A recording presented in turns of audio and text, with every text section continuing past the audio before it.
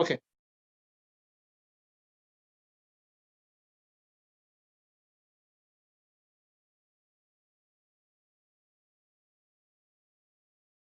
বলছিলাম সেটা আবার বলি। সেটা হচ্ছে একটা বিক্রিয়ায় বিক্রিয়ক অংশগ্রহণ করা আর ওই বিক্রিয়কের উপর বিক্রিয়ার হার ডিপেন্ড করা দুইটা কমপ্লিট ডিফারেন্ট রাশি। তোমাদের যে কারণে একটা জিনিস বুঝতে অসুবিধা হয়, জাস্ট আমার 1 নম্বর এক্সাম্পলটা দেখ।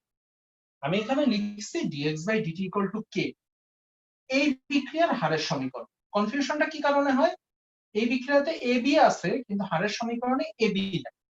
নরমালি আমরা কি বুঝি যে ভরক্রিয়ার সূত্র বলে যে বিক্রিয়ার হার বিক্রিয়কের ঘনমাত্রার উপর ডিপেন্ড করবে, কিন্তু এখানে আমরা সমীকরণে লিখতেছি বিক্রিয়ার হার সমান ধ্রুবক, বিক্রিয়কের ঘনমাত্রা টোটালি বাদ দিয়ে দিচ্ছি। তার মানে কেউ কেউ চিন্তা করতে পারো তাহলে এই বিক্রিয়ার এ আর বি কিভাবে গায়েব হলো, বা এ আর বি এখানে নাই কেন? এটার অ্যান্সার আমরা এই জিনিসটা বলতে চাচ্ছি যে এই বিক্রিয়ার হার এ আর বি এর ঘনমাত্রার পরিবর্তনের উপর নির্ভর করে না। ভালো মতো বোঝো, বিক্রিয়ার ক্রম জিনিসটা কি? বিক্রিয়ার ক্রম জিনিসটা হচ্ছে সেই সকল বিক্রিয়কের সংখ্যা যাদের ঘনমাত্রার উপর বিক্রিয়ার হার ডিপেন্ড করে। আবার শোনো, বিক্রিয়ার ক্রম জিনিসটা কি? বিক্রিয়ার ক্রম জিনিসটা হচ্ছে সেই সকল বিক্রিয়কের সংখ্যা। দেখো এন, সি যদি বিক্রিয়কের ঘনমাত্রা হয় তাহলে এন তার পাওয়ারে চলে যাচ্ছে, তার মানে এনটা হচ্ছে ওই বিক্রিয়কের সংখ্যাও বোঝাচ্ছে। তাহলে বিক্রিয়ার হার হচ্ছে সেই সকল বিক্রিয়কের সংখ্যা যাদের ঘনমাত্রার উপর বিক্রিয়ার হার ডিপেন্ড করে। ওকে, এখন আমি তোমাদের এমন একটা এক্সাম্পল দিয়ে বুঝাই যেটা তোমরা জৈব যৌগে পড়ছো, অ্যাটলিস্ট জৈব যৌগ মোটামুটি কিছু দূর আগায় থাকলে এই উদাহরণটা তোমাদের পরিচিত। আজকে ওই উদাহরণটাতে আমরা বুঝবো। আচ্ছা, তোমাদের SN1 SN2 মনে আছে? Nucleophilic substitution 1 molecular, nucleophilic substitution 2 molecular. হ্যাঁ দাদা। ফাইন, শোনো, প্রথমে আমরা যে বিক্রিয়াটা লিখছি এটা একটা SN1 বিক্রিয়া। সেকেন্ডে আমরা যে বিক্রিয়াটা লিখছি এটা হচ্ছে SN2 বিক্রিয়া। এই 1 আর 2 বিক্রিয়ার ক্রম নির্দেশ করে। অনেকে তখন জানতা, আবার অনেকে হয়তো জানতা না, যাই হোক এই 1 আর 2 হচ্ছে বিক্রিয়ার ক্রম নির্দেশ করে। চাই কোলন দি সেমিকোলন দি একই রকম বুঝায়, আপাতত কোলন। এখন আসো, SN1 SN2 আমরা আলাদা করছিলাম কেমনে, একটু আমার মার্কারটা নোটিস করো। এই যে এই যৌগটা দেখতেছো এটা হচ্ছে একটা 3 ডিগ্রি অ্যালকাইল হ্যালাইড, আর নিচের যে যৌগটা এটা হচ্ছে 1 ডিগ্রি অ্যালকাইল হ্যালাইড। কারো যদি ডিগ্রি মনে না থাকে এই মুহূর্তে আপাতত আমি আর ওই ঝামেলায় যাচ্ছি না। এখানে 3টা আর আছে, আর মানে অ্যালকাইল মূলক, এটুকু আশা করি সবাই জানো। এখানে 3টা আর আছে তাই 3 ডিগ্রি, নিচেরটাতে একটা আছে তাই 1 ডিগ্রি। এখন আসলে এই যৌগ দুইটা বক্স, বিক্রিয়াটা খুব সিম্পল। একটা নেগেটিভ মূলক একটা নেগেটিভ মূলককে প্রতিস্থাপন করে তার জায়গায় বসছে। নিউক্লিওফাইল মানে নেগেটিভ, ঠিক আছে? নিউক্লিওফাইল মানে নেগেটিভ, আর একটা নিউক্লিওফাইল আর একটা নিউক্লিওফাইল মানে একটা নেগেটিভ আর একটা নেগেটিভকে সাবস্টিটিউট করছে। দ্যাট ইজ হোয়াই এটার নাম হচ্ছে, দেখো, নিউক্লিওফিলিক সাবস্টিটিউশন। এন মানে নিউক্লিওফিলিক, এস মানে সাবস্টিটিউশন। এখন আমার কোশ্চেনটা হচ্ছে, তোমাদের যেটা বুঝতে হবে প্রথমটা কেন আমার 1 হইলো, দ্বিতীয়টা কেন আমার 2 হইলো। খেয়াল করো, এবার আসো আমরা এতক্ষণ আমরা যে ক্রম বুঝলাম সেই ক্রম দিয়ে এখন আমরা এটা বোঝার চেষ্টা করি। A plus B equal to product. খেয়াল করো এই বিক্রিয়াটা আর আমরা যে উদাহরণ হিসেবে যে বিক্রিয়াটা নিচ্ছি দুইটা হুবহু সেম। আমার উদাহরণের বিক্রিয়াতে দুইটা বিক্রিয়া SN1 SN2 দুইটাতে আমার দুইটা বিক্রিয়া, তার মানে আমি ইজিলি এইটা দিয়ে এটা ব্যাখ্যা করতে পারবো। 1 নাম্বার কেস গেল। এখন আমি যেটা বলতে চাচ্ছি সেটা হচ্ছে, আমি যদি এই বিক্রিয়াটা, আমার আঙ্গুলটা নোটিস করো, এই বিক্রিয়াটা যদি আমার প্রথম ক্রম বিক্রিয়া হয় তাহলে এই বিক্রিয়ার সমীকরণ হচ্ছে এই 1 2 বা 3 এর, এই 2 বা 3 এর যে কোনো একটা, কারণ এই দুইটা বিক্রিয়ার ক্রম 1। আর আঙ্গুলটা নোটিস করো SN2, এটা যদি দ্বিতীয় ক্রম হয় তাহলে এই বিক্রিয়ার সমীকরণ হবে আমার 4 নাম্বারটা। কোশ্চেনটা হচ্ছে আমার এই পার্থক্যটা কেমনে হইলো বা পার্থক্যটা আমি কিভাবে করলাম। খেয়াল করো, SN1 বিক্রিয়ার ক্ষেত্রে আমার যে ঘটনাটা ঘটে সেটা হচ্ছে এই বিক্রিয়াটা OH মাইনাসের ঘনমাত্রার উপর ডিপেন্ড করে না। কেন করে না তোমাদের আশা করি কিছুটা মনে আছে, না থাকলেও প্রবলেম নেই, যখন জৈব যৌগ পড়বো আরো ডিটেলসে ভেঙে ভেঙে ধাপ ওয়াইজ পড়বো। আপাতত আমার যেটা কথা সেটা হচ্ছে এই বিক্রিয়াটা OH মাইনাসের ঘনমাত্রার উপর ডিপেন্ড করে না। খেয়াল করো, তোমাদের যে কনফিউশনটা হয় সেটা খালি আমি দূর করার চেষ্টা করছি। OH মাইনাস ছাড়া এই বিক্রিয়া হবে? ডেফিনেটলি না। OH মাইনাস যে হ্যালোজেনকে প্রতিস্থাপন করে তার জায়গায় বসছে, তাহলে OH মাইনাস ছাড়া এই বিক্রিয়া হয় কেন? কিন্তু আমরা যখন এর হারের সমীকরণ বের করতেছি, অর্থাৎ হার মানে কি চিন্তা করো, ঘনমাত্রার পরিবর্তন বাই সময়, খুব সিম্পলি চিন্তা করো, তার মানে সময়ের সাথে সাথে ঘনমাত্রা যে চেঞ্জ হয় সেইটা বেসিক্যালি বিক্রিয়ার হার নির্দেশ করে। আমরা যখন এর হারের সমীকরণ বের করতে চাচ্ছি তখন আমরা বলতেছি যে OH মাইনাসের এই ঘনমাত্রাটা বিক্রিয়ার হারে কোনো ভূমিকা রাখে না। তোমাদের যদি মোটামুটি একটুও মনে থাকে তাহলে OH মাইনাসের ঘনমাত্রা বিক্রিয়ার হারে ভূমিকা রাখে না, এর কারণ ছিল OH মাইনাসটা বিক্রিয়া করে খুব ফাস্ট। সো টোটাল বিক্রিয়া যদি 100 মিনিটের হয়, কথার কথা OH মাইনাস বিক্রিয়া স্থলে 1 মিনিট উপস্থিত থাকে। তার মানে দেখো, তুমি একটা জিনিসকে 100 দিয়ে ভাগ দিবা আর তুমি আরেকটা জিনিসকে 1 দিয়ে ভাগ দিবা, কোনো জিনিসকে যদি 1 দিয়ে ভাগ দাও ভাগফলের কি কোনো চেঞ্জ আসে? খুব সিম্পল একটা ম্যাথ। এই টোটাল বিক্রিয়াটা রানিং টাইম মনে করো 100 মিনিট, তার মধ্যে OH মাইনাস ইফেক্টিভ থাকে 1 মিনিটের জন্য। তার মানে তুমি যখন বিক্রিয়ার হার বের করবা তুমি ঘনমাত্রার পরিবর্তনকে আইদার 100 দিয়ে ভাগ দিবা অর 1 দিয়ে ভাগ দিবা, দুইটা আলাদা আলাদা ভাগই চিন্তা করো। যেখানে তুমি 1 দিয়ে ভাগ দিচ্ছ সেখানে ঘনমাত্রার পরিবর্তনে আদৌ কোনো চেঞ্জ আসতেছে? যদি না আসে তাহলে আমরা বলতে পারি না যে OH মাইনাসের ঘনমাত্রার উপর বিক্রিয়ার হার ডিপেন্ড করে না। এই জিনিসটাই আমরা সেকেন্ড ইয়ারে যখন ধাপগুলো পড়াই, মানে জৈব যৌগে যখন আমরা ধাপগুলো পড়াই, এই জিনিসটা আমরা ভেঙে ভেঙে পড়ি। এখন আমি তোমাদের যে জিনিসটা বলতে চাচ্ছি সেটা হচ্ছে এই বিক্রিয়ার দুইটা প্র্যাকটিক্যাল উদাহরণ চিন্তা করতে বলতেছি তোমাদের। A plus B equal to উৎপাদ। তাহলে এরকম হইতে পারে, দেখো এই বিক্রিয়ার হার এর উপর ডিপেন্ড করে কিন্তু বি এর উপর ডিপেন্ড করে না, অর্থাৎ 3 ডিগ্রি হ্যালডের ঘনমাত্রার উপর ডিপেন্ড করতেছে কিন্তু OH মাইনাসের উপর ডিপেন্ড করতেছে। তাহলে এই বিক্রিয়ার ক্ষেত্রে আমাদের হারের সমীকরণ হবে dx by dt equal to k into, এটাকে a মনে করতে পারো অথবা সরাসরি r3x মনে করতে পারো। আর তখন এর ক্রম কি হবে? একটা মাত্র বিক্রিয়কের ঘনমাত্রার উপর ডিপেন্ডেন্ট, তাই ক্রম 1। কিন্তু SN2 বেলা আমাদের কি হয়েছিল? SN2 বেলা এই দুটো একসাথেই বিক্রিয়া করতো এবং এই দুইটা তোমার দুইটার ঘনমাত্রার উপরে বিক্রিয়ার হার ডিপেন্ড করতো। তাহলে SN2 এর ক্ষেত্রে আমাদের সমীকরণ আমরা কি পাইতাম? এই যে নিচেরটা, অর্থাৎ এইটা ক্রম, যেহেতু দুইটা বিক্রিয়ক উপর ডিপেন্ডেন্ট তাই এটা ক্রম 2। এখন আমরা কি করছি দেখো, এখন আমরা টোটাল এই যে কোনো বিক্রিয়াকে জেনারেলাইজ করার জন্য আমরা একটা সমীকরণ বাইর করছি। সিম্পল একটা সমীকরণ, এখানে তুমি যে কোনো এবি জায়গায় একটা সি বসায় দাও, সি বসায় দিলে তুমি এই সমীকরণটা পেয়ে যাও। অর্থাৎ আমরা বিক্রিয়কের ঘনমাত্রাকে সি ধরতেছি। এরপরে এটার আরেকটু পোস্টমর্টেম করবো, এটা নিয়ে চিন্তা করো না। জাস্ট আমরা ফাইনালি বলতেছি যে যদি আমার বিক্রিয়ার ক্রম দেওয়া থাকে তাহলে এর ফাইনাল সমীকরণ হবে dx by dt equal to k into c to the power n। আর গতদিন আমরা লাস্টে একটা জিনিস বলছিলাম, সেটা হচ্ছে ম্যাথ করার সময় তাহলে আমরা কি করব, ক্রম যদি না বলে দেওয়া থাকে তখন আমরা বলছিলাম আমাদের একটা সিম্পল টেকনিক আছে, সেটা হচ্ছে এই কে এর মান এবং কে এর মানটা ওরা দিয়ে দিবে এবং তার সাথে কে এর একটা একক থাকবে। ওই কে এর একক দেখে আমরা বুঝতে পারবো যে ক্রম কত। কথার কথা, বিক্রিয়ার ক্রম যদি 1 হয় তাহলে কে এর একক হবে পারসেকেন্ড। ঠিক আছে, তোমাদের খালি প্রথম ক্রম বিক্রিয়াটা ভালো মতো পড়তে হবে, বাকিগুলো তোমাদের ওইভাবে সিলেবাসে নাই। শুধু প্রথম ক্রমটাই তোমাদের ইন ডিটেইলস পড়তে হবে, যদি আজকে আমি তোমাদের 3টা ক্রম ইন ডিটেইলস পড়াবো। জাস্ট আমাকে এবার বলো, হোয়াট ইজ অর্ডার? বিক্রিয়ার ক্রম বলতে কি বুঝো? শুধু এই কোশ্চেনটাতে কারো কোনো প্রবলেম আছে কি? ক্রম কেমনে বের করব কি করব সেটা আমি পরে যাচ্ছি।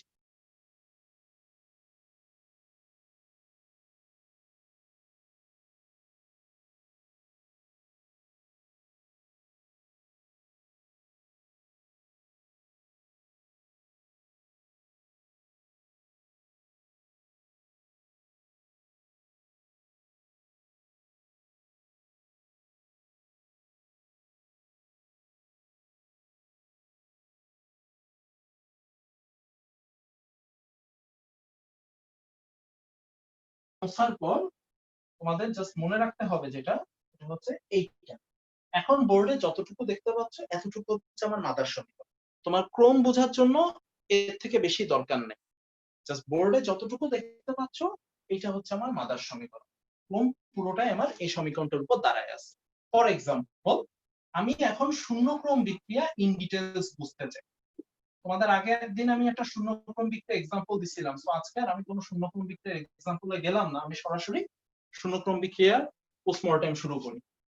তাহলে আমার মাদার সমীকরণ কি বলে দেখ, শূন্যক্রম বিক্রিয়া মানে n এর পাওয়ার হবে 0, c টু দি পাওয়ার 0 মানে 1। তাহলে আমরা শূন্যক্রম বিক্রিয়ার সমীকরণ কি পাচ্ছি, dx/dt = k। একটু আগে উদাহরণ থেকে আমরা তাই পাইছিলাম। দেন এটাকে এখন ইন্টিগ্রেট করব। তোমরা ইনডেফিনিট ইন্টিগ্রাল মনে হয় করো নাই, বাট এটা তো না, ইনডেফিনিট ইন্টিগ্রাল করো না, এটা কেমন বলবো, সারাজীবন তো করছই। যাই হোক, এটুকু তো আশা করি সবাই জানো যে লিমিট না থাকলে আমরা ইন্টিগ্রেশনের পরে লাস্টে একটা ধ্রুবক যোগ করি। এখন এই ধ্রুবকটা তোমরা ম্যাথে সি যোগ করো, কিন্তু রুলটা হচ্ছে এই ধ্রুবকটা আই যোগ করো। এটা অনার্স লেভেলে গেলে ইন্টিগ্রেশনের শেষে ধ্রুবক প্লাস আই যোগ করা হয়, ইন্টিগ্রেশন কনস্ট্যান্ট বা ইন্টিগ্রাল কনস্ট্যান্ট। কারণ কেমিস্ট্রিতে আমরা সি যোগ করতেই পারবো না, তার কারণ কি, সি দিয়ে কেমিস্ট্রিতে হচ্ছে ঘনমাত্রা, অলরেডি ঘনমাত্রার জন্য সি ফিক্সড হয়ে আছে। এজন্য কেমিস্ট্রিতে আমরা এই সি এর পরিবর্তে ইন্টিগ্রাল ধ্রুবক আই। এখন এই আই এর মান বের করার একটা টেকনিক, সবচেয়ে শর্ট এন্ড সিম্পল টেকনিক। যখন একটা বিক্রিয়া শুরু হয় না, যখন t = 0, এই x এর ভ্যালু কত হবে এটা তোমরা বলো। একটা বিক্রিয়া যখন শুরু হয় না, তার আগে একটা জিনিস গতদিন আমি মোটামুটি তোমাদের ফিক্সড করে দিছিলাম, মনে আছে কিনা, সি আর এক্স এর ব্যাপারটা আরেক দফা বলি। সি হচ্ছে বিক্রিয়কের ঘনমাত্রা, ফিক্সড, এই সাইনে কোনো চেঞ্জ হবে না। এক্স হচ্ছে উৎপাদের ঘনমাত্রা, ফিক্সড, এই সাইনে কোনো চেঞ্জ হবে না। এই দুইটা জিনিসকে আমরা, এই দুইটা সিম্বলকে আমরা পুরোপুরি ইউনিভার্সাল করে ফেলছি অ্যাটলিস্ট এই চ্যাপ্টারটার জন্য। দেন যখন t = 0, অর্থাৎ একটা বিক্রিয়া যখন শুরু হয় না, তখন ডেফিনেটলি তোমার x = 0 হবে, উৎপাদের ঘনমাত্রা 0 হবে। বিক্রিয়া এখনো শুরু হয় না, তার মানে আমার উৎপাদ হতে পসিবিলিটি নাই। এই যে লাইনটা লিখলাম, বুঝছো, এই লাইনটা আমরা সবগুলো ক্ষেত্রে ইউজ করব এই আই এর মান বের করার টেকনিক হিসাবে। এখন তুমি এই ইকুয়েশনটা, এটাকে মনে করো 1 নাম্বার ইকুয়েশন, এই ইকুয়েশনে তুমি x আর t এর মান বসায় দাও। তাহলে দেখো, মুখে মুখে বলি, x এর জায়গায় 0 বসালাম, t এর জায়গায় 0 বসালাম, অতএব i = আমরা 0 পাচ্ছি। তার মানে আমার শূন্যক্রম বিক্রিয়ার সমীকরণ কি দাঁড়াচ্ছে, x = k। x উৎপাদের ঘনমাত্রা, k শূন্যক্রম বিক্রিয়ার হার ধ্রুবক, t সময়। এটাকে যদি আমরা গ্রাফিক্যালি প্রডিউস করি, তাহলে দেখো, এটুকু আশা করি সবাই জানো যে এটা y = mx আসবে, মানে একটা মূলবিন্দুগামী সরল রেখা, t যত সামনের দিকে যাবে x এর মান একটা ধ্রুবক আকারে বাড়তে থাকে। এই হচ্ছে তোমার শূন্যক্রম বিক্রিয়ার সামারি।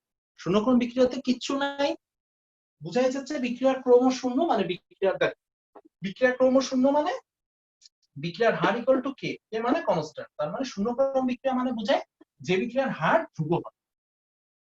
ইনফ্যাক্ট আমরা গ্রাফ থেকেও দেখতে পাচ্ছি যে সময়ের সাথে সাথে উৎপাদের ঘনমাত্রা কোনো চেঞ্জ হবে না, চেঞ্জ হবে আর কি, উৎপাদের ঘনমাত্রা একটা নির্দিষ্ট আকারে বাড়তে থাকবে, দ্যাট মিন্স বিক্রিয়ার হারের কোনো চেঞ্জ হবে না। এটাই শূন্যক্রম বিক্রিয়া। কথা হচ্ছে শূন্যক্রম বিক্রিয়াটা আমি পড়াইলাম এই কারণে যাতে তোমাদের প্রথম ক্রম বিক্রিয়াটা ধরতে একটু সুবিধা। কারো এতটুকুর মধ্যে কোনো কোশ্চেন থাকলে করতে পারো, প্রথম ক্রম বিক্রিয়া গেলে তোমাদের ইন ডিটেইলস বুঝতে হবে।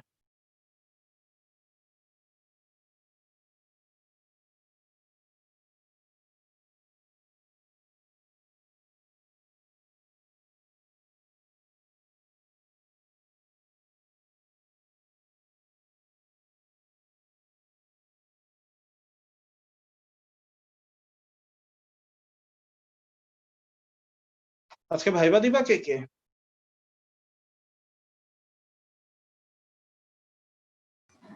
দাদা আমি দিব। আর কেউ আছো? আমিও দিব। ওকে, ঠিক আছে। ক্লাস শেষ হওয়ার সময় আমি বলে দিব না, আগে ক্লাস শেষ করি। তাহলে ধরে নিচ্ছি তোমাদের শূন্যক্রম বিক্রিয়ায় কোনো সমস্যা নাই, কারণ আমি এখন প্রথম ক্রমে যাব। প্রথম ক্রমে যাওয়ার আগে তোমাদের শূন্য ক্রমটা আমি একটা ট্রায়াল ভার্সন হিসেবে দেখাইলাম, প্রথম ক্রম বুঝতে কারো কোনো প্রবলেম না হয়। যদি প্রথম ক্রম বুঝতে প্রবলেম হয় তাহলে সেক্ষেত্রে তোমাদের কিছু দায়ভার আছে, আমাকে কোশ্চেন করো নাই। শোনো, তোমাদের সিলেবাসে প্রথম ক্রম যে শুধু কেমিস্ট্রিতে আছে তাও না, এটা ফিজিক্সেও তোমাদের লাগবে। ফিজিক্সে তোমরা প্রথম ক্রম বিক্রিয়া শেখো হচ্ছে পরমাণুর গঠন চ্যাপ্টারে, পরমাণু যে চ্যাপ্টারটা আছে ওইখানে যে তেজস্ক্রিয় ভাঙন, ওইটাও একটা প্রথম ক্রম বিক্রিয়া, মানে পৃথিবীর সকল তেজস্ক্রিয় ভাঙন প্রথম ক্রম বিক্রিয়া অনুসরণ করে। সো এই একটা জিনিস যেটা তোমাদের ফিজিক্স কেমিস্ট্রি মোটামুটি দুই জায়গাতেই অনেক বেশি লাগে, এই কারণে এটা বোঝাটা খুব ভাইটাল। এখন আমরা একটা সিম্পল বিক্রিয়া চিন্তা করি, দেখো এ উৎপাদে পরিণত হয়। বিক্রিয়া যখন শুরু হয় নাই, যখন t ইকুয়াল টু 0, তখন এর ঘনমাত্রা, মাথায় রাখো এর ঘনমাত্রা আমি ধরলাম এ মোল পার লিটার। আমি এটা এখন মুছে দিই। এটা হচ্ছে প্রাথমিক অবস্থায় এই বিক্রিয়কটার ঘনমাত্রা ছোট হাতের, হ্যাঁ। একটা নির্দিষ্ট সময় পর, এটা কিন্তু সাম্যাবস্থা না, বুঝছো, এটা আমরা হার বের করতেছি। সো এখানে সাম্যাবস্থা বলে কিছু নাই, যে কোনো অবস্থায় আমি হার ক্যালকুলেট করতে পারি। সো একটা নির্দিষ্ট দাদা সময় শোনা যাচ্ছে না দাদা? দাদা শোনা যাচ্ছে না। ঘনমাত্রা দাঁড়ালো a - x, উৎপাদের ঘনমাত্রা দাদা নেটওয়ার্কের সমস্যা হয়েছে, শুনতে সমস্যা হচ্ছে।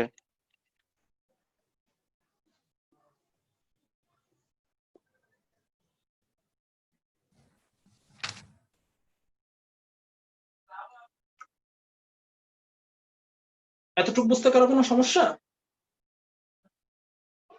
দাদা কিছু শোনা যায়নি দাদা, নেটওয়ার্ক এর প্রবলেম হয়েছিল। কিছু বললা? বলছি দাদা শোনা যায়নি, নেটওয়ার্কের প্রবলেম হয়েছিল। ও আচ্ছা, আবার বলতেছি। সেটা হচ্ছে এই বিক্রিয়াটা যখন শুরু হয় না, অর্থাৎ ইনিশিয়ালি এই এ বিক্রিয়কটার ঘনমাত্রা হচ্ছে এ। এই ছোট এটা এখানে ঘনমাত্রা বোঝাচ্ছে, হ্যাঁ, মানে ছোট এর একক হচ্ছে মোলারিটি বা ক্যাপিটাল এম। এটা আপাতত আমরা লিখবো না, লিখলে আবার অনেকে ভুলাই ফেলো। তো জাস্ট মাথায় রাখো এটা হচ্ছে এ বিক্রিয়কটার প্রাথমিক ঘনমাত্রা। একটা নির্দিষ্ট সময় পর এই এ বিক্রিয়কটার ঘনমাত্রা দাঁড়ালো a - x, অর্থাৎ x পরিমাণ বিক্রিয়ক উৎপাদে পরিণত হচ্ছে, তাহলে উৎপাদের ঘনমাত্রা হচ্ছে x। ওকে, এখন দেখো তো আমাদের মাদার সমীকরণ কি ছিল? কেউ আগে থেকে তুইলো না, আমি আগে শেষ করি। এটা লিখি, আমি শেষ করে তুলতে বললে তুইলো। মনে করে দেখো, এটা ছিল আমাদের মাদার সমীকরণ, অথবা মাদার সমীকরণটা এরকম ছিল dx/dt = k * c⁴ ঠিক আছে? এটা ছিল আমাদের মাদার সমীকরণ। 1 হচ্ছে বিক্রিয়ার ক্রম, আমি আগে ধরে নিচ্ছি এটা প্রথম ক্রম বিক্রিয়া, অথবা আমি এখানে একটাই বিক্রিয়ক রাখছি তোমাদের যাতে বেশি কনফিউশন না করতে হয়। দেন 1 না দিলেও কিছু যায় আসে না, আমার মেইন কনসার্ন হচ্ছে সি। সিটা কি ছিল? দেখো সিটা হচ্ছে আমি যে মোমেন্টে হার নির্ণয় করব, অর্থাৎ আমার টি সময় পর বিক্রিয়কের ঘনমাত্রা। তাহলে দেখো তো টি সময় পর আমার বিক্রিয়কের ঘনমাত্রা কি দাঁড়াচ্ছে, আমার যেটা আন্ডারলাইন করলাম, একটু আঙ্গুলটা নোটিস করো, a - x। তাহলে সি এর জায়গায় আমরা এখন a - x লিখতে পারি কিনা, তার মানে টি সময় পর আমার বিক্রিয়কের ঘনমাত্রা যদি a - x হয়, তাহলে ফাইনালি আমার হারের সমীকরণ কি দাঁড়াবে? এটা dx/dt = k * a - x। Then as usual এটাকে ইন্টিগ্রেট করব। তোমরা ইন্টিগ্রেশনে কতটুকু স্ট্রং বা কতটুকু জানি না, বাট আশা করি এটা ইন্টিগ্রেশন করলে যে -ln a - x হয় এতটুকু জানো। as usual i এর মান বের করা। দেখো এই i এর মান বের করার আমার টেকনিক সবসময় এইটা, যখন t = 0, x = 0, অর্থাৎ যে কোনো ক্ষেত্রে যখন t 0 কোনো উৎপাদ থাকবে না। সো i এর মান বের করার টেকনিক আজীবন তোমার এইটাই হবে। সো ফাইনালি আমরা কি লিখতে পারি? দেখো t এর জায়গায় 0 বসবে, x এর জায়গায় 0 বসবে, তাহলে i এর মান আসবে -ln a। তাহলে ফাইনালি কি দেখো -ln a - x সমান kt - ln i এর জায়গায় এই মানটা আমি বসাইলাম। স্ক্রিনে আসছে না? আসছে। এখান থেকে আমরা একবারে লিখতে পারি kt সমান ln a / a - x।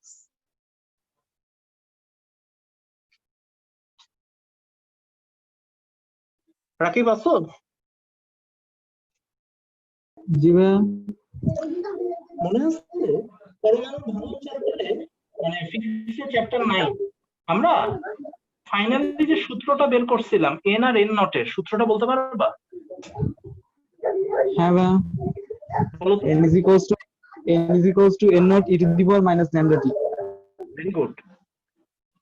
একটু তো তোমরা মনে করো। ও আচ্ছা, লন ফরম্যাটটা একটু বলো তো। জি ভাইয়া। ওইটা লন ফর্মে নিলে আরেকটা সূত্র আছে, ওই সূত্রটা মনে আছে? দাঁড়ান ভাইয়া, ln দুই সাইডে লন নিয়ে তাহলে চলে আসবে। হ্যাঁ বলো। lambda t হচ্ছে গিয়ে ln n by n naught equals to minus kt. তার মানে উল্টাই দিলে n not by n equal to lambda t, তাই তো? হ্যাঁ ঠিক আছে, থ্যাংক ইউ, আর লাগবে না। দেখো ফিজিক্সে তোমরা যে সূত্রটা পড়ছিলে ওই সূত্রটা আমি নিচে লিখি, কারো তোলার দরকার নেই, মানে এইটুকু তোলার দরকার নেই, জাস্ট এখানে যতটুকু আছে কেটি পর্যন্ত তুইল, আমি জাস্ট এটা তুলনা করাচ্ছি। ফিজিক্সে তোমরা যে সূত্রটা পড়ছিলা সেই সূত্রটা ছিল এইটা, কে আর ল্যামডা দুইটাই ধ্রুবক। অ্যাকচুয়ালি কে লেখাও যায় ল্যামডা লেখাও তাই। ফিজিক্সে আমরা হার ধ্রুবককে কে দিয়ে লিখি, ওইখানে হার ধ্রুবক না বলে ওইটাকে অবক্ষয় ধ্রুবক বলতাম, ওইটাকে ল্যামডা দিয়ে লিখতাম। সো এটা কোনো ফ্যাক্টর না। টি টি মিলে যাচ্ছে, লন লন মিলে যাচ্ছে। দেখো এ ছিল কি প্রাথমিক ঘনমাত্রা, এখানে এন নট কি ছিল প্রাথমিক পরমাণু সংখ্যা, এ মাইনাস এক্স কি টি সময় পর ঘনমাত্রা, এখানে এন কি ছিল টি সময় পর অক্ষত পরমাণুর সংখ্যা। তাহলে দুইটা ফর্মুলাতে কোনো পার্থক্য আছে?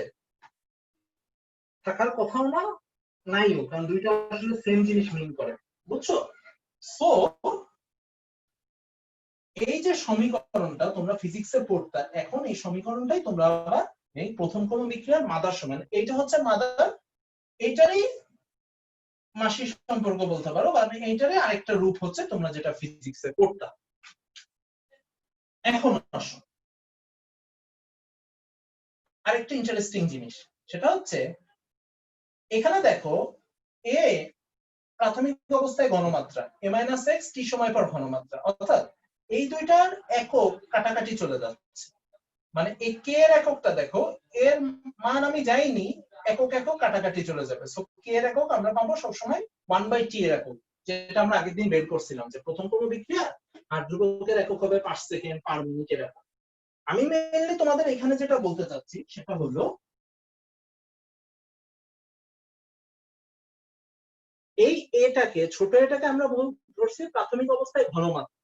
এটা প্রাথমিক অবস্থায় ঘনমাত্রা হওয়ার কোনো দরকার নেই, এটা প্রাথমিক অবস্থায় মোট সংখ্যা হইতে পারে, এটা প্রাথমিক অবস্থায় আয়তন হইতে পারে, এটা প্রাথমিক অবস্থায় চাপ হইতে পারে, এটা প্রাথমিক অবস্থায় ভর হইতে পারে, যা খুশি তাই হোক, আলটিমেট উপর নিচে একক কাটাকাটি চলে যাবে। সো ইন শর্ট তোমরা প্রথম ক্রম বিক্রিয়ার সমীকরণ এভাবে মনে রাখতে পারো, হার ধ্রুবক ইনটু সময় ইকুয়াল টু লন অফ প্রাথমিক অবস্থায় বিক্রিয়কের পরিমাণ ডিভাইডেড বাই টি সময় পর বিক্রিয়কের পরিমাণ। এটা আমি লিখলাম না, বাট এইভাবে তোমরা মাথায় রাখতে পারো, পরে কাজে দিবে। হার ধ্রুবক ইনটু টি সমান লন অফ প্রাথমিক অবস্থায় বিক্রিয়কের পরিমাণ ডিভাইডেড বাই টি সময় পর বিক্রিয়কের পরিমাণ। এভাবে যদি মনে রাখো তাহলে তোমাদের হেল্পটা বেশি। এখন আসো, এখানে আমাদের শেষ হচ্ছে না, আমাদের ছোট্ট আর একটু কাজ করতে হবে, সেটা হচ্ছে অর্ধায়ু। অর্ধায়ুর একটা ব্যাপার আছে, এটা তোমরা আমার ভালোই জানো কারণ ফিজিক্সে পড়ছো। সো আমি জাস্ট ক্যালকুলেশনটা আরেক দফা দেখাই। অর্ধায়ুকে আমরা এভাবে নির্দেশ করি টি হাফ দিয়ে, এটুকু সবাই আশা করি জানো। এখন টি হাফটা আমরা কখন পাবো, যখন উৎপাদ অর্ধেক পরিমাণ বিক্রিয়ক উৎপাদে পরিণত হবে, অর্থাৎ x = a/2 হবে। দেন আমরা যদি এখানে মানটা বসাই,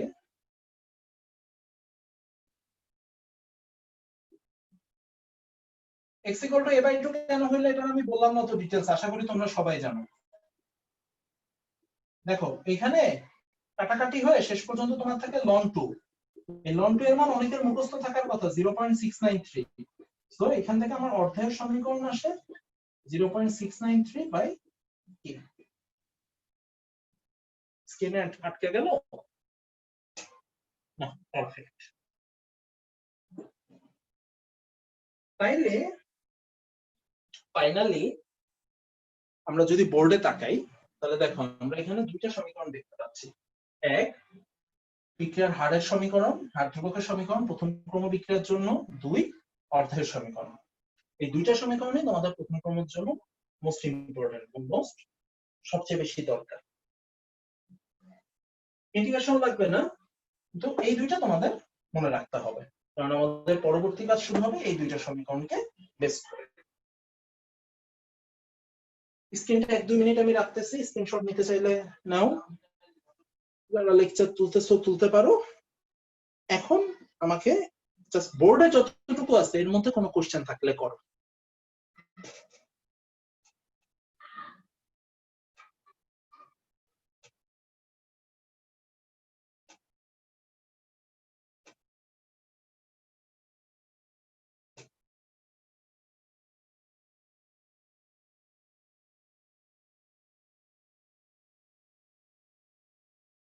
মিত্র আসুন।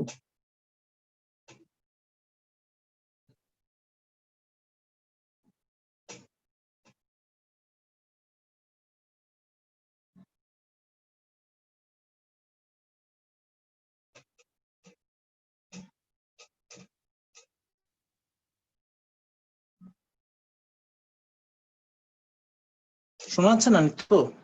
আচ্ছা দাও, এটা আমারই প্রবলেম। আচ্ছা সমস্যা নেই, থাক, পরে বলবো না।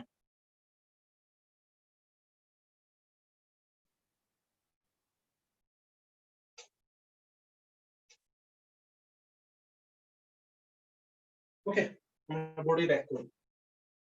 তাহলে আমাদের এখন পর্যন্ত অ্যাচিভমেন্ট হচ্ছে এই দুইটা। একটা হচ্ছে প্রথম ক্রম বিক্রিয়ার হার সমীকরণ, দ্বিতীয়টা হচ্ছে প্রথম ক্রম বিক্রিয়ার অর্ধায়ু। আচ্ছা, প্রথম ক্রম বিক্রিয়ার অর্ধায়ুটা ইম্পর্টেন্ট কেন? এটা ইম্পর্টেন্ট হওয়ার একটা কারণ হচ্ছে এই অর্ধায়ুতে কোনো এ নাই, মানে অর্ধায়ুতে কোনো বিক্রিয়া ঘনমাত্রা নাই বিক্রিয়কের। সো বিক্রিয়কের ঘনমাত্রা তুমি শুরুতে কত নিছিলা তার উপরে এই অর্ধায়ুটা ডিপেন্ড করে না। অর্থাৎ বোঝানো হয় যে এই অর্ধায়ুটা একটা ধ্রুবক, এই অর্ধায়ুটা একটা নির্দিষ্ট সময় পর যে কোনো প্রথম ক্রম বিক্রিয়া অবশ্যই তার অর্ধায়ুতে পৌঁছাবে। ওই সময়টা তুমি বিক্রিয়কের পরিমাণ বাড়ায় কমায় কখনো চেঞ্জ করতে পারবা না। এইটা হচ্ছে প্রথম ক্রম বিক্রিয়ার একটা বড় বিশেষত্ব।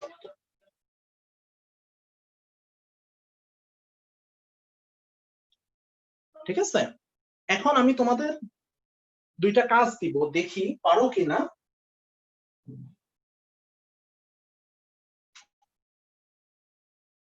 তোমাদের 2টা মিনিট আমি টাইম দিচ্ছি, তোমরা আমাকে 3টা গ্রাফ পুট করে দিবা। পসিবল হইলে জাস্ট একজন গ্রুপে ছবি দিবা, গ্রুপে মানে পার্সোনালি না, গ্রুপে একজন ছবি দিলে যে আর বাকিদের দেওয়ার দরকার নেই যদি ওইটা ঠিক হয়।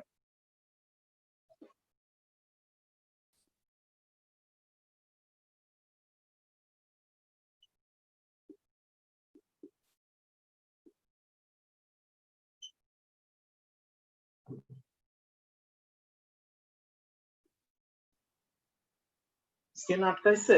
না আটকাইনি। ওকে, তোমাদের এখন 3টা কাজ দিলাম, 3 মিনিট টাইম। এই 3টা গ্রাফ ড্র করে জাস্ট আমাদের গ্রুপে একটা ছবি দিবা। 3 মিনিটের মধ্যে যে কয়জন ছবি দিবা ওই কয়জনই, 3 মিনিট পর আমি আর ছবি নিব না, গ্রুপে দাও, পার্সোনালি দাও না, গ্রুপেই দাও। ওকে,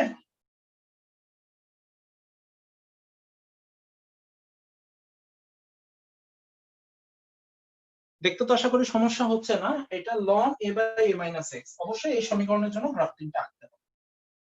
3 মিনিট টাইম নাও, আমি 3 মিনিট পর আমি নিজেই ড্র করে দিব।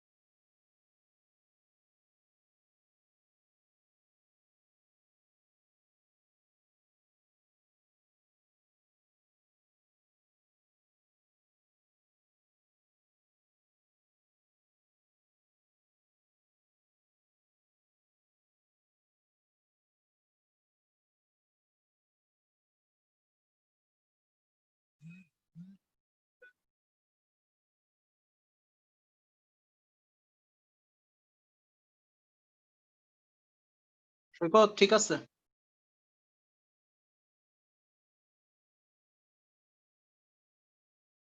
ওকে, একজন দিয়ে দিচ্ছে, তাহলে আর বাকিদের দরকার নেই।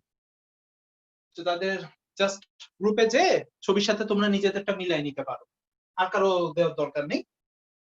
ওকে, দেখো তাই মুশফিক পাঠাইছো? আচ্ছা, আমি আর দেখতে চাচ্ছি না, গ্রুপে যাও, জাস্ট সবাই একবার মিলাই নিতে পারো। তাহলে প্রথমটা ছিল, দেখো y অক্ষ বরাবর ln a divided by a minus x, এটাকে y ধরো। x অক্ষ বরাবর t, তাহলে সমান k ইনটু t কে মনে মনে x ধরো। যাতে গ্রাফ আঁকতে খুব প্রবলেম হয় তাদের জন্য সবচেয়ে সহজ টেকনিকটা আমি বলি। তোমাদের ইন্টার পরীক্ষা থেকে এই গ্রাফের প্রচুর এমসিকিউ পাবা, আর অ্যাডমিশনে যেহেতু ওটার কথা ছেড়েই দিলাম, ঢাকা ভার্সিটির কোশ্চেনে যদি গ্রাফ না থাকে তাহলে বুঝবো এই বছরের কোশ্চেন ঢাকা ভার্সিটি করে নাই। যাই হোক, কথার কথা বলতেছি। তো গ্রাফ জিনিসটা যাদের প্রবলেম হয় তাদের জন্য একটা সহজ সলিউশন বলে দিই। সবসময় y অক্ষ আর x অক্ষ বরাবর যা আছে তাদের জায়গায় y আর x বসাইলে তুমি তোমার পরিচিত একটা ফরম্যাট পাবা, এটা পাইতে বাধ্য। যেমন এখানে আমরা কি পাচ্ছি, দেখো y = kx, ঠিক আছে? দ্যাট মিন্স এটা একটা মূলবিন্দুগামী সরলরেখা যার ঢাল হচ্ছে k।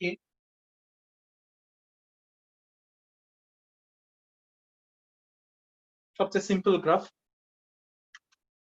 সেকেন্ডটায় আসি। সেকেন্ডটায় y অক্ষ বরাবর ln a মাইনাস x, এই সমীকরণটার দিকে তাকাও, আমার আঙ্গুলটা নোটিস করো। এইখানে ln a মাইনাস x এর জায়গায় y বসাও, t এর জায়গায় x বসাও। তাহলে দেখো তো এরকম আমরা একটা ইকুয়েশন পাচ্ছি না? দেন মাইনাস দিয়ে একটা গুণ করে দাও। খেয়াল করো, y minus kx plus ln a, তার মানে y = mx, ln a টাকে তুমি c ধরো। তার মানে আমার এটা দেখতে কেমন? এরকম। যেহেতু m এর মান দাঁড়াচ্ছে মাইনাস k, অর্থাৎ আমার ঢাল নেগেটিভ। ঢাল নেগেটিভ হলে আমার সরলরেখাটা কেমন হয়? এরকম। লাস্ট ওয়ান, এখানে জাস্ট a মাইনাস x আছে, এটাতে কারো একটু প্রবলেম হইতে পারে, কিন্তু এই গ্রাফটা তোমরা ফিজিক্সে করছো। এটা একটু দেখো, এই লনটাকে যদি আমরা তুলে দিই তাহলে দেখো তো আমরা এরকম লিখতে পারি না? অর্থাৎ যেহেতু আমার a মাইনাস x লাগবে, তার মানে আমাকে কোনোভাবে লন ডিলিট করতে হবে। তাহলে লনটাকে যদি আমরা তুলে দিই তার মানে এরকম লিখতে পারি a divided by a minus x equal to e to the power kt। তাহলে পরের লাইনে কি লেখা যায়, দেখো তো a মাইনাস x সমান a into e to the power minus kt। That means এইটা হচ্ছে এখন আমার y, a e to the power minus kx। এই গ্রাফটা তোমরা ম্যাথ প্র্যাকটিক্যালি অ্যাটলিস্ট করছো, এমনি করো বা না করো। e to the power minus x এর কার্ভের স্পেশালিটি হচ্ছে, তোমার দেখো x এর মান যদি আমি 0 বসাই তাহলে y = আসতেছে a, তার মানে a থেকে আমার এটা শুরু হবে। a থেকে শুরু হয়ে এটা আস্তে আস্তে নিচের দিকে নামবে, এক সময় x অ্যাক্সিস এর প্যারালাল হয়ে যাবে, কিন্তু আজীবনও মানে অসীমে যে x অ্যাক্সিস কে টাচ করবে, অর্থাৎ কোনোদিনও x অ্যাক্সিস কে টাচ করবে। এইটা হচ্ছে আমার গ্রাফ নাম্বার 3। তোমাদের আমি বলছিলাম না যে আমরা ক্রমের মান এক্সপেরিমেন্টালি বের করি। ক্রমের মান এক্সপেরিমেন্টালি বের করা মানে বোঝায়, ধরো a মাইনাস x টা, a মাইনাস x টা হচ্ছে আমার বিক্রিয়কের ঘনমাত্রা। তার মানে কি সময় পর পর আমি বিক্রিয়কের ঘনমাত্রা নিই। বিক্রিয়কের ঘনমাত্রা নেওয়ার পরে সেইটাতে গ্রাফ প্লট করলে আমার যদি এরকম এক্সপোনেনশিয়াল কার্ভ আসে, তাইলে ওইটা হবে প্রথম ক্রম বিক্রিয়া। শূন্য ক্রম বিক্রিয়ার ক্ষেত্রে কি হতো? শূন্য ক্রম বিক্রিয়ার ক্ষেত্রে আসবে মূলবিন্দুগামী সরলরেখা।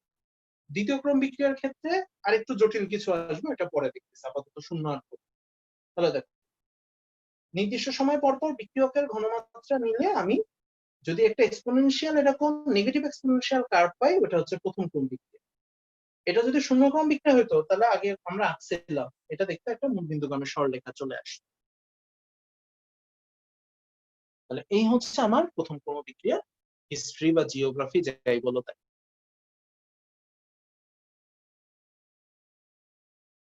কারো গ্রাফ নিয়ে কোনো কনফিউশন বা কোশ্চেন আছে কিনা বলো।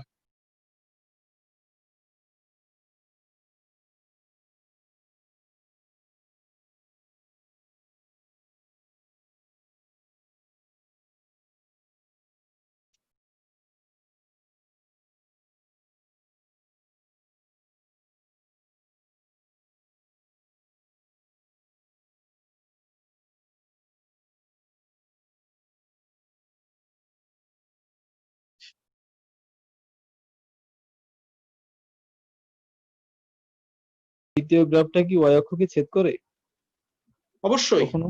ওয়াই অক্ষ থেকেই তো শুরু হবে, তাই না? দাঁড়াও একটা মিনিট।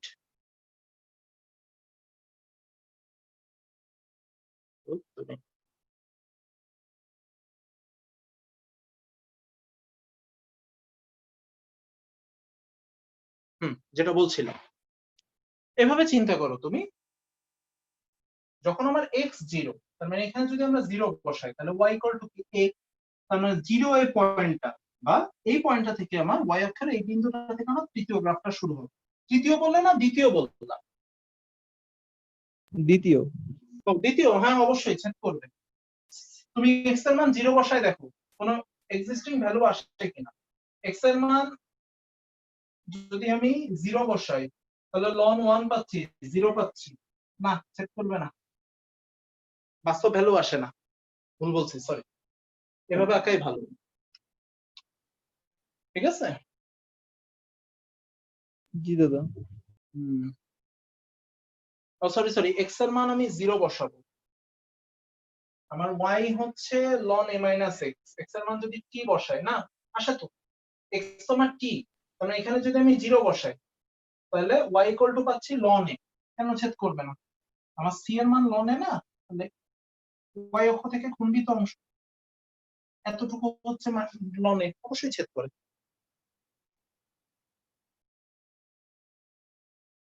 এখান থেকেও বোঝা ঠিক যায় আছে দাদা। ওয়াই ঠিক ইকুয়াল আছে। টু এম এক্স লন এ, সি হচ্ছে ওয়াই অক্ষ থেকে খণ্ডিত অংশ। ওকে, তোমাদের এত ডিটেলস এই কার্ভ গুলো দেখালাম কেন? তোমাদের বইতে গ্রাফ গুলো নাই, যে কারণে আমাকে ভাই ওই সেকেন্ডটা কি আপনার এক্স অক্ষরে সেট করবে না? না, ওয়াই হ্যাঁ কোস এক্স অক্ষকে করাবা, এক্স অক্ষকে যদি ছেদ করায় তাহলে ওয়াই এর জায়গায় জিরো বসাই, তাহলে ওয়াই এর জায়গায় যদি জিরো হয় কে এক্স ইকুয়াল টু লন এ, হ্যাঁ ছেদ করবে, এক্স এর মান হবে লন এ বাই কে, কোনো সমস্যা নেই, এ পর্যন্ত টেনে নাও। ছেদ করবে কি করবে না ওটা সিম্পলি তুমি মান বসায় চেক করবে, মান বসায় চেক করে যদি এক্সিস্টিং ভ্যালু আসে তাহলে অবশ্যই ছেদ করবে। অনেক সময় গ্রাফের শেপ দেখলে কনফিউশন হয় যে ছেদ করতেছে কিনা, তখন মান বসায় দেয়। এক্স অক্ষের সাথে ছেদ বিন্দুতে Y equal to zero, Y অক্ষের সাথে ছেদ বিন্দুতে এক্স ইকুয়াল টু জিরো, এতটুকু তো আশা করি সরলরেখা থেকে জানো। যাই হোক, এখন আসো এবার প্রথম ক্রমের আমরা ম্যাথ করব।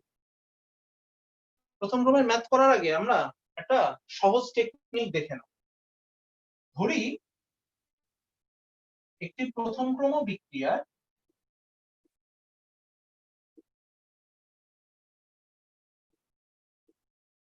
আলফা পার্সেন্ট সম্পন্ন হতে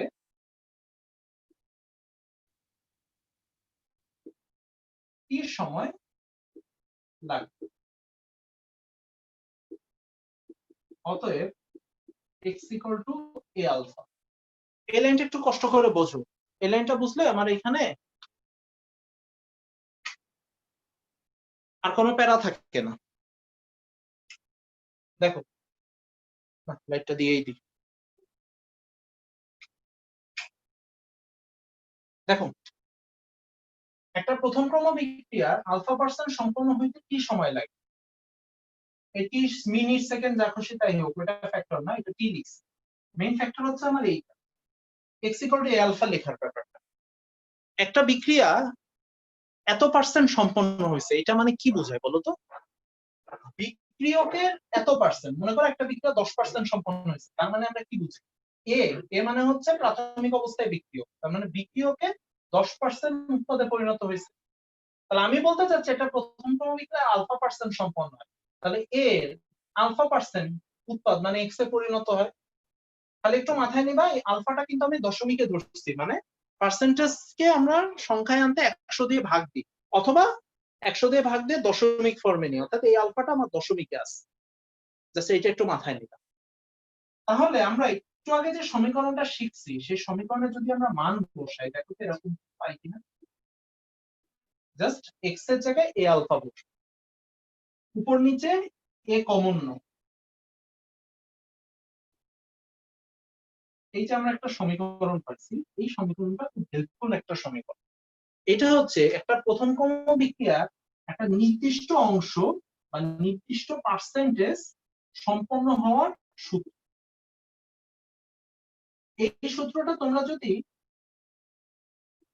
পরমাণু চ্যাপ্টারটাতেও কাজে লাগাও, তাইলেও অনেক অঙ্ক দেখবা খুব ইজিলি হয়ে যাবে। অর্থাৎ 60% পরমাণু অক্ষত আছে, 40% পরমাণু অক্ষত আছে, এই যে অঙ্ক, এই অঙ্কগুলোতে এই সূত্রটা কাজে লাগাইলে অনেক ইজিলি হয়ে যায়। চাইলে তুমি এইটাকে মানে জানো তো 1/something মানে এটাকে মাইনাস হিসেবে এই পাশে নিয়ে আসতে পারো, অর্থাৎ কেউ চাইলে আরেকটু সহজে এইভাবেও লিখতে পারো। এতটুকু জ্ঞান তো আশা করি সবার আছে যে 1/1 মাইনাস আলফা মানে 1 minus alpha to the power -1 log লনের ক্ষেত্রে পাওয়ার বাইরে চলে আসে। অর্থাৎ এই লাইনকে এইভাবেও লিখতে পারো, যার যেটা সুবিধা, সে যে যেভাবে লেখো না কেন। এই সূত্রটা বা এই ফরম্যাটটা প্রথম ক্রমিকের অঙ্কগুলো করতে খুব হেল্প। জাস্ট যখন তোমাকে পার্সেন্টেজ বা একটা ভগ্নাংশ বলে দিবে, অর্থাৎ তোমাকে বললো 25%, 30%, 1/4, 1/8, জাস্ট আলফার জায়গায় ওইটা বসাই দিবে। তার মানে আমাকে বললো যে একটা প্রথম ক্রম বিক্রিয়া 30% সম্পন্ন হতে 30 মিনিট লাগে, তাহলে টি এর জায়গায় 30, আলফার জায়গায় 30% না বসে মাথায় রেখো আমার কিন্তু আলফা আমি ধরে নিয়েছিলাম দশমিক, অর্থাৎ আলফা যদি বলে 30%, তাহলে আলফার জায়গায় বসবে 0.3, মানে যত পার্সেন্ট ওইটাকে 100 দিয়ে ভাগ দিয়ে তারপর বসাবো। নিত্য আসো?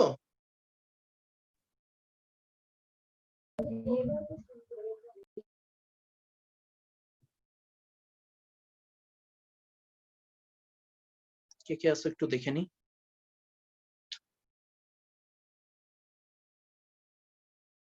প্রায় সবাই আছে। লাবিব আসো? জি দাদা। একটা জিনিস খালি বলো তো, আমি যদি বলি একটা প্রথম ক্রম বিক্রিয়া 1/8 অবশিষ্ট আছে, তাহলে আলফা এখানে আমি মান কত বসাবো? আলফা 1/8, তাইলে হচ্ছে 7/8। অর এভাবে করি 1 মাইনাস আলফা জায়গায় 1/8 বসাই। জি ভাইয়া, তাইলে হবে। সবাই বুঝছো? এটা হচ্ছে আমরা লিখছি নির্দিষ্ট অংশ সম্পন্ন হওয়ার ক্ষেত্রে। ওরা যদি বলে নির্দিষ্ট অংশ অবশিষ্ট থাকা, তাহলে তুমি 1 মাইনাস আলফা জায়গায় ওইটা বসাই দিতে পারো, তাইলে মানে একবারে হয়ে যাবে। অর্থাৎ একটা নির্দিষ্ট অংশ সম্পন্ন হওয়া বা অবশিষ্ট থাকার ক্ষেত্রে আমাদের এই সূত্রটা অনেক কাজ করবে। এখন আসো,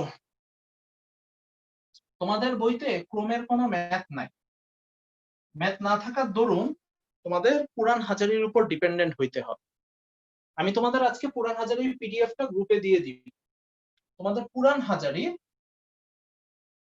পুরাতন হাজারি যাদের কাছে নাই কোনো প্রবলেম নাই, আমি দিয়ে দিচ্ছি। অধ্যায় 13 1 থেকে 10 এগুলো সব হচ্ছে প্রথম ক্রমের ম্যাথ। অনুশীলনীর অবশ্যই, উদাহরণ না। উদাহরণ করতে যেও না, উদাহরণে কিছু ঘাপলা আছে, অনুশীলনী করলেই হবে। পুরাতন হাজারির অনুশীলনী 1 থেকে 10 পর্যন্ত বাচ্চা কাচ্চা সহ মনে হয় 15-16টা অঙ্ক আছে। এই পুরোটাই হচ্ছে তোমার প্রথম ক্রম বিক্রিয়ার। তো 4-5 দিন বন্ধ পাচ্ছ, তো তোমরা এই প্রথম ক্রমের এই ম্যাথ গুলো একটু ট্রাই করো। তাতে সুবিধা হচ্ছে একসাথে ফিজিক্সের অনেকটা কাজ হয়ে যাবে, বিশেষ করে পরমাণু চ্যাপ্টারটা তো মোস্ট ইম্পর্টেন্ট। অনেকের ওই পার্সেন্টেজে অবশিষ্ট থাকবে হ্যান ত্যান, এগুলোতে গুলাই ফেলো, তাদের জন্য এই ম্যাথগুলো। এখন আসো, তোমাদের খাতা কারো কারো দেখছি, কিছু বেশিরভাগই দেখা হয়নি, বাট সব গ্রুপের অ্যাটলিস্ট একটা দুইটা করে দেখছি। সবারই কিছু কিছু, বিশেষ করে ম্যাথের অ্যান্সার গুলো যখন বের করো তখন বেশ ভাইটাল ভাইটাল কিছু ভুল বেরোচ্ছে।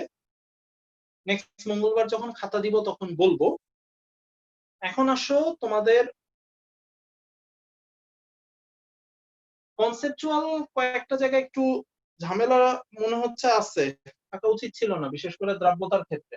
আচ্ছা, তার আগে বলে নাও, প্রথম ক্রমের ম্যাথ নিয়ে কেউ কিছু বলবা? আপাতত তোমাদের কারো কাছে বই আছে কি না ওইভাবে আমি জানি না, এই জন্য আমি ম্যাথ করালাম না। তোমরা আগে এই 10টা করো, অনুশীলনের এই 10টা করো, করার পরে প্রবলেম বেরোলে তখন আমি দেখবো। আশা করি প্রবলেম বেরোবে, সূত্র সবাই মোটামুটি ভালো মতো বুঝছো আমার যতদূর ধারণা, কারণ জিনিসটা খুব সহজ, খালি একটু নতুন এই যা।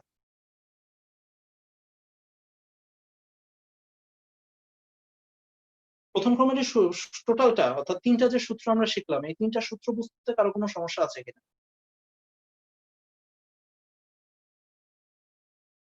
ওকে, কেউ যখন কি করলেন, আমি বাই ডিফল্ট ধরে নিচ্ছি যে ওইভাবে প্রবলেম নাই। সো এখন আসো, তোমাদের সবাই তো মানে সবাই তো সব গ্রুপের কোশ্চেন গুলো আশা করি দেখছো একবার করে। যার যে গ্রুপেরটা পড়ছে, মানে যে যে কোশ্চেনটা করছো, সে সেইটা বাদে বাকি 2টা কোশ্চেন অবশ্যই বাসায় করবা, যদি না করে থাকো বা না করলেও সমস্যা নেই, একবার দেখবা। আমি মোটামুটি এমন ভাবে 3টা সিচুয়েশন সেট করছি যে আরো একটা সিচুয়েশন ছিল, বাট ওই গ্রুপে তেমন তো পরীক্ষা দেয় না, দেখো কোশ্চেনটা আমার দিতে মনে নেই, ওইটাও আমি দিয়ে দিব এই খাতা দেওয়ার আগে। তো 4 সেট দেখলে তোমাদের এই চ্যাপ্টারের মোটামুটি কোশ্চেন এর থেকে টাফ হবে।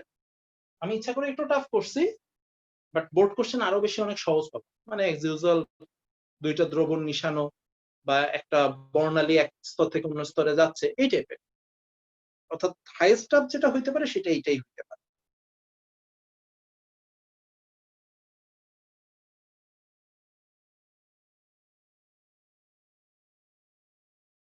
ওকে,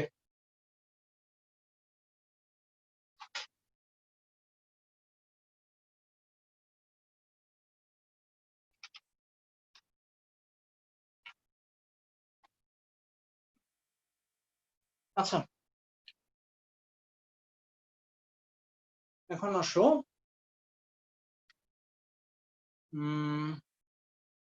দাঁড়াও একটা একটা করে বের করি, তাইলে হবে।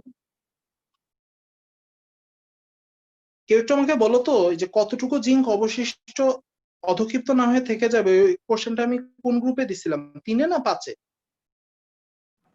3-এ। আচ্ছা, আর লাগবে না, থ্যাংক ইউ, মনে পড়ে গেছে।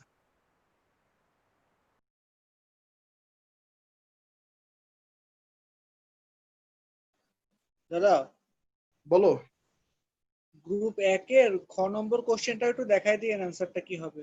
আমি গ্রুপ 1, গ্রুপ 3, গ্রুপ 5 তিনটাই দেখাচ্ছি। আমি খালি ভুলে গেছিলাম যে আমি কোন কোশ্চেন কোন গ্রুপে দিচ্ছি, এটা একটু শিওর হয়ে নিলাম, আর কিছু না, তিনটাই দেখাচ্ছি।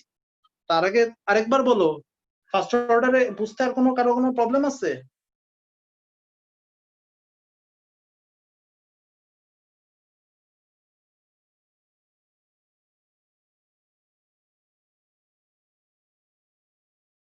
ধরে নিচ্ছি নাই।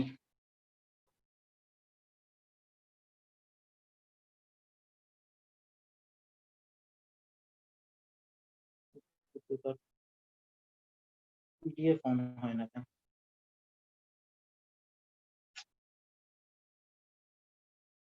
আপনার তো সমস্যা।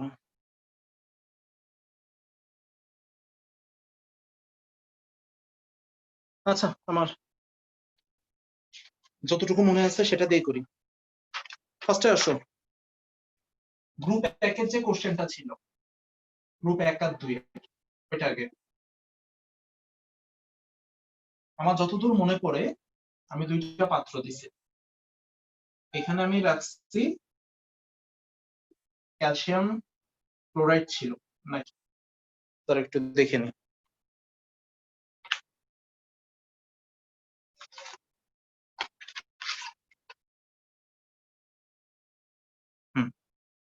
এটা কি বেরিয়াম ফ্লোরাইড ছিল না?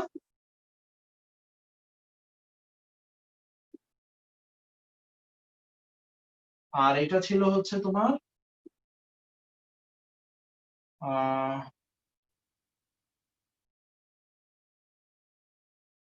এক মিনিট, আমি জাস্ট কোশ্চেনটা একবার চোখ বুলায় আসি,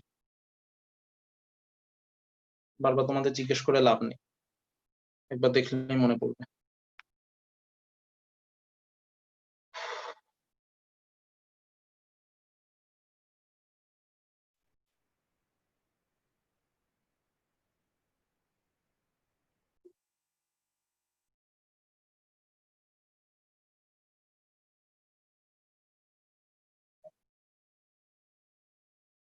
মনে পড়ে গেছে, দেখো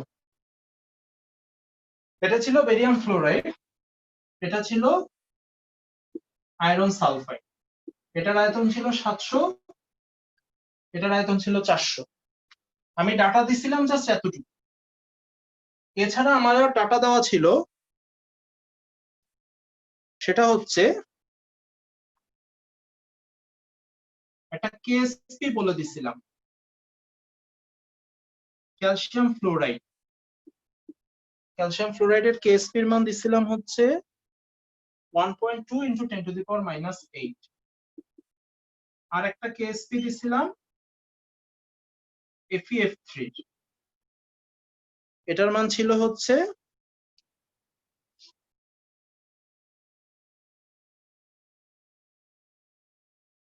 যতদূর মনে পড়ে সামথিং × 10⁻14। অত দরকার নেই, এইটুক ছিল আমার অঙ্ক। আর এখানে আমি S2 এর একটা ঘনমাত্রা বলে দিছি। S2 এর আমি একটা ঘনমাত্রা বলছিলাম 4 × 10⁻³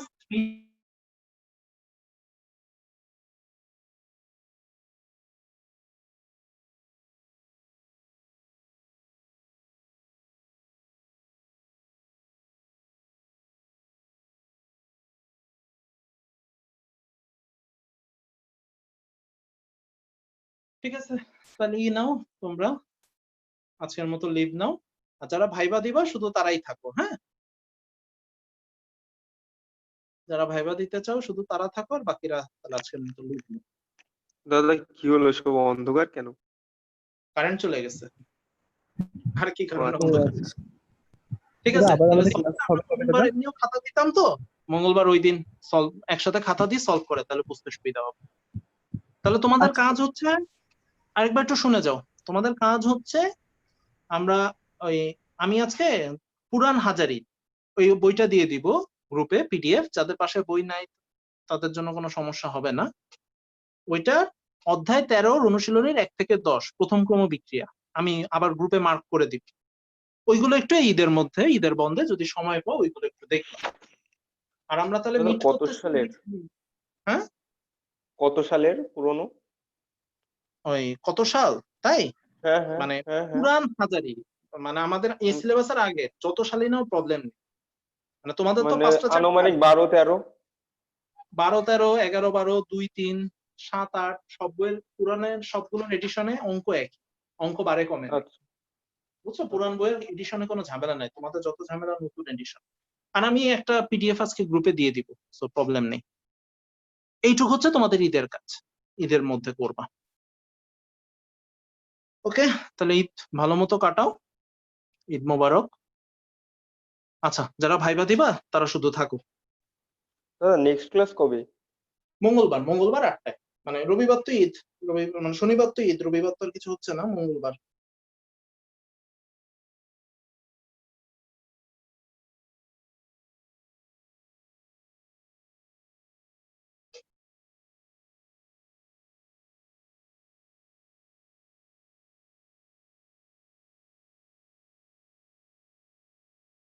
সাদি ভাইবা দিবা তো, তাই না? জি দাদা। আচ্ছা থাকো। খালি আমি আর সাদি দেবো দাদা। ঠিক আছে।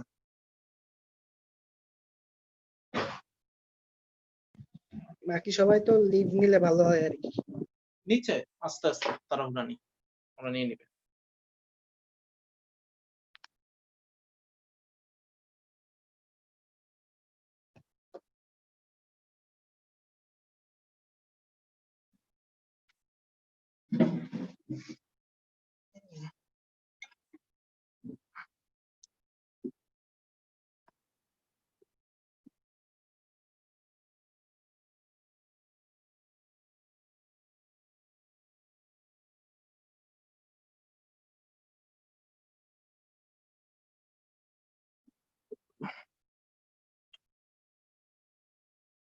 আবির শোনা যায়?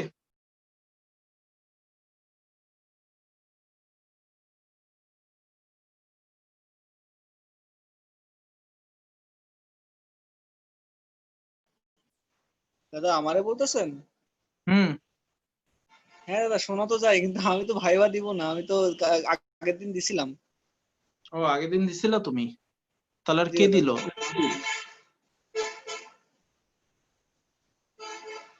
লাবিব দিবে বললো না ওই সময়? তাহলে লিভ নে, তুই লিভ নে, যারা দিবি না লিভ নে। আচ্ছা আচ্ছা ঠিক আছে, ঠিক আছে।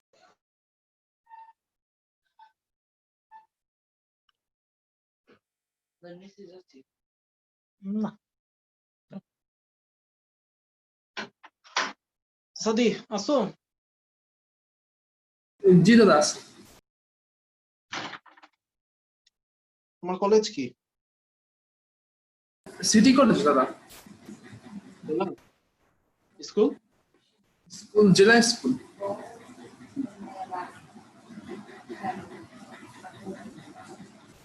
আচ্ছা।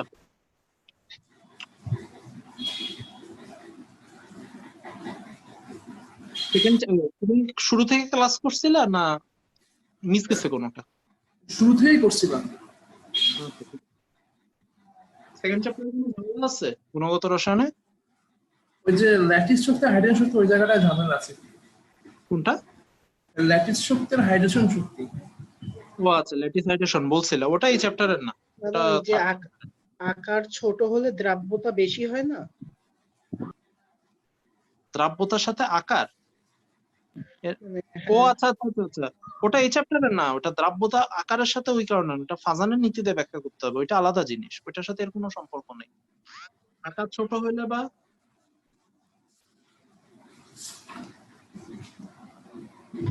আর একটা সমস্যা হলো আপনার ওই যে MV equal to NH by twice pi, আবার ইকুয়াল টু দেওয়া আছে H into root over of L into L plus one divided by twice pi.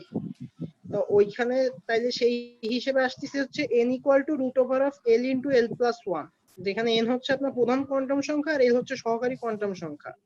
তো এইখানে যদি এন এর মান 1 বসাই তাহলে এল এর মান আসতেছে হচ্ছে আপনার রুট ওভার অফ 2, কিন্তু এল এর মান তো রুট 2 তো আসা সম্ভব না। সম্ভব, এটা আলাদা জিনিস। কিন্তু এই জিনিস পাইছো কই? বইতে আছে? দিছে? সূত্র এই কনসেপ্ট বুকে সূত্র দেয়া আছে আর কি, মানে যদি সহকারী কোয়ান্টাম সংখ্যা এল থাকে তাহলে হচ্ছে MVR equal to H into root over of L into L plus 1 by twice pi. কোন একটা জিনিস মানে যখন নতুন কিছু শিখবা তখন যদি আটকায় যাও তাহলে বুঝবা যে যেটা দেওয়া আছে ওইখানে ঘাপলা আছে। 5 মিনিটের মধ্যে গেল। আচ্ছা যাই হোক, ফার্স্ট মানে বলো, ধরো দেওয়া আছে একটা লবণের দ্রাব্যতা 10, ঠিক আছে? 10 তার মানে কোনো একক যদি না দিই বাই ডিফল্ট তুমি গ্রাম বাই 100 গ্রাম ধরে নিবা। সাদি শোনা যায়? ই কেটে দিছো তো? জি দাদা শোনা যাচ্ছে। ঠিক আছে, বললাম যে একটা লবণের দ্রাব্যতা হচ্ছে 10। এখন পার্সেন্টেজ এককেও দ্রাব্যতা 10 এর বেশি হবে না কম? পার্সেন্টেজ কি দাদা 10-এর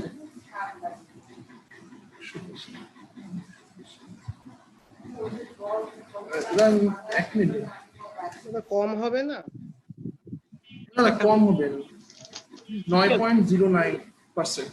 কারণ কত ইসে তো আসলে নিচে নিচে হচ্ছে দ্রবণ আসতিছে আপনার পার্সেন্টেজে, আর ইসে তো নিচে দ্রাবক থাকে, এর জন্য ভেরি গুড, যেহেতু দ্রাবকের চেয়ে দ্রবণ দ্রবণ সবসময় অবশ্যই বড় বেশি। হবে।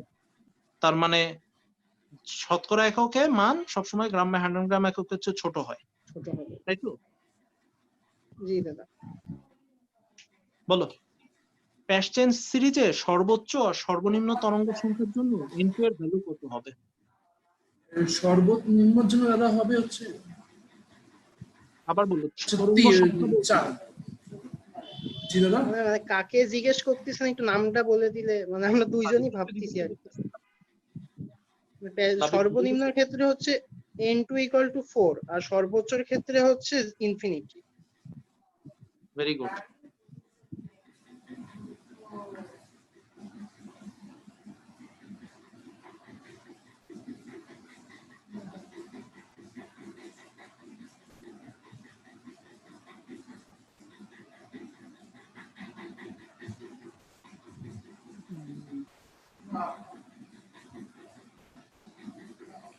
প্রপারের লাস্ট কক্ষপথের ইলেকট্রনের কোয়ান্টাম সেটটা বলো। লাস্ট হচ্ছে n = 4, l = 0, m = 0 আর s = half, মানে প্লাস হাফ। ভেরি গুড, ঠিক আছে। এল এর মান একটা নিলেই হয়। প্লাস হাফ অথবা মাইনাস হাফ একটা দিলেই হবে। হুম।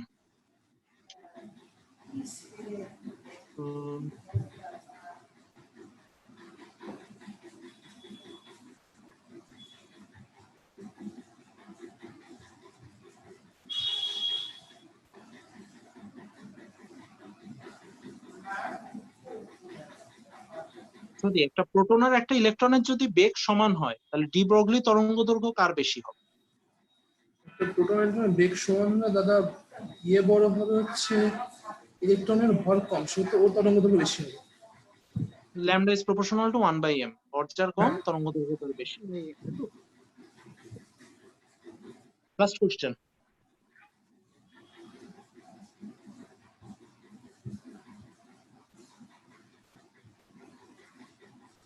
দ্রাবক নিষ্কাশনের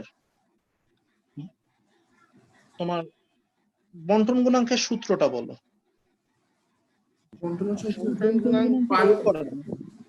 অনিষ্কাশিত দ্রবের ভর ওইটা না, জাস্ট বন্টন গুণাঙ্ক আমরা কেমনে বের করব? মানে ধরেন প্রথম দ্রাবকে x পরিমাণ যদি থাকে, মানে ধরেন x একটা পদার্থ যদি প্রথম দ্রাবকে কিছু পরিমাণ থাকে এবং দ্বিতীয় দ্রাবকে যেই পরিমাণ। লাবিব একটু সাদিকে একটু বলতে দাও। প্রথম দ্রাবকে দ্রব্যের ঘনমাত্রা বাই হচ্ছে দ্বিতীয় দ্রাবকে দ্রব্যের ঘনমাত্রা। আচ্ছা, এবার শোনো ভালো মতো।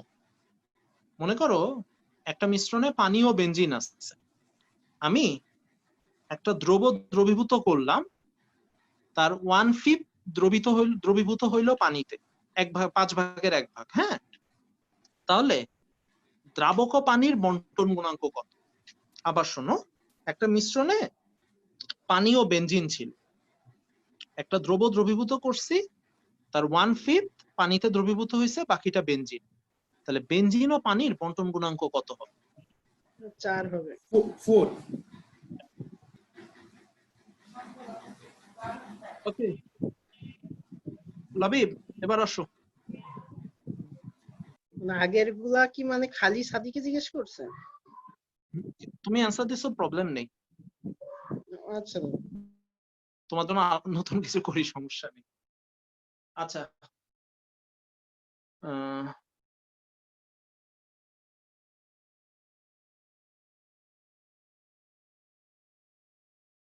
একটা শক্তি স্তরে মোট কতগুলা অরবিটাল থাকতে পারে?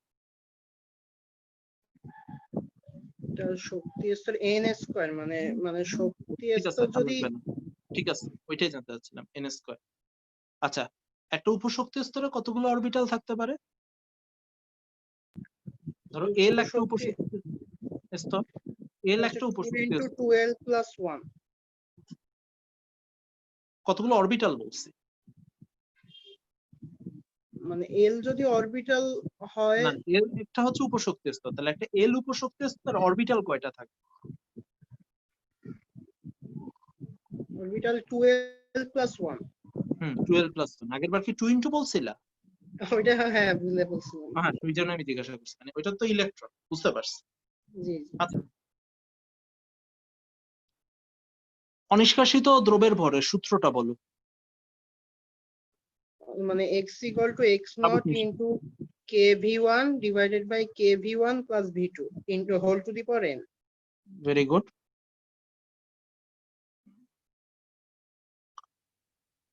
কেটাকে আমরা কি ধরবো এই এটাকে ফর্মুলা আমি ধরতেছি পানির সাপেক্ষে দ্রাবকের, মানে পানি is to দ্রাবক equal to K। বুঝছি। আচ্ছা লাবিব, ওই যে আমরা একটা জিনিস পড়ছিলাম মনে আছে যে জিঙ্ক 2+ এর দ্রবণে আমরা যদি ক্ষারীয় H2S যোগ করি তাইলেই কেবল অধক্ষেপ পড়বে, কিন্তু কপার 2+ এ অম্লীয়, ক্ষারীয়, জলীয় যেটাই যোগ করো 3 ক্ষেত্রে অধক্ষেপ পড়বে।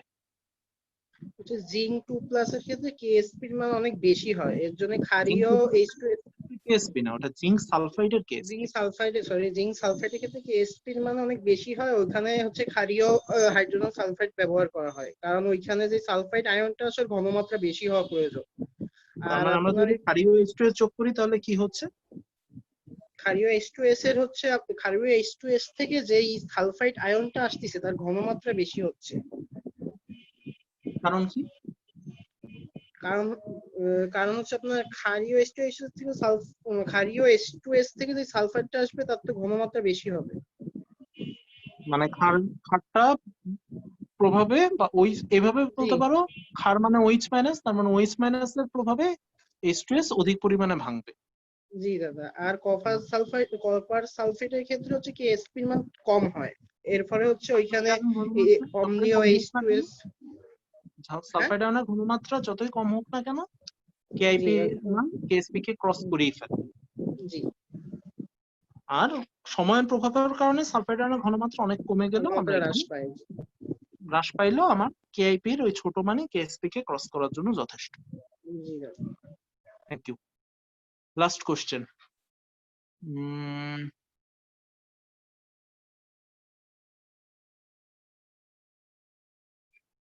মনে করো একটা লবণের দ্রাব্যতা ছিল 10, ঠিক আছে? এখন এটা হচ্ছে সম্পৃক্ত অবস্থা, ওটা সম্পৃক্ত অবস্থায় ছিল। এখন তাপমাত্রা আমি কমাইলাম, তাপমাত্রা কমালে আমার দ্রব্য অধক্ষিপ্ত হবে না এক্সট্রা দ্রব্য যোগ করতে হবে? তাপমাত্রা কমালে দ্রাব্যতা হ্রাস পাবে, ফলে হচ্ছে আপনার অতিরিক্ত আরো মানে দ্রাব্যতা হ্রাস পাবে, মানে অধক্ষিপ্ত হবে। Very good.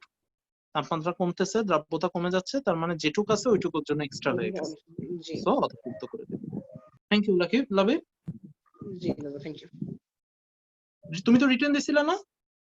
জি দাদা, আমার নেটে ওই যে কারেন্টের সমস্যা হয়েছিল। মনে আছে কারেন্ট চলে গেল মাঝপথে। ঠিক আছে সাদি, লিভ নিতে পারো। ওকে, তাহলে মঙ্গলবার 8টায়। জি দাদা, থ্যাংক ইউ।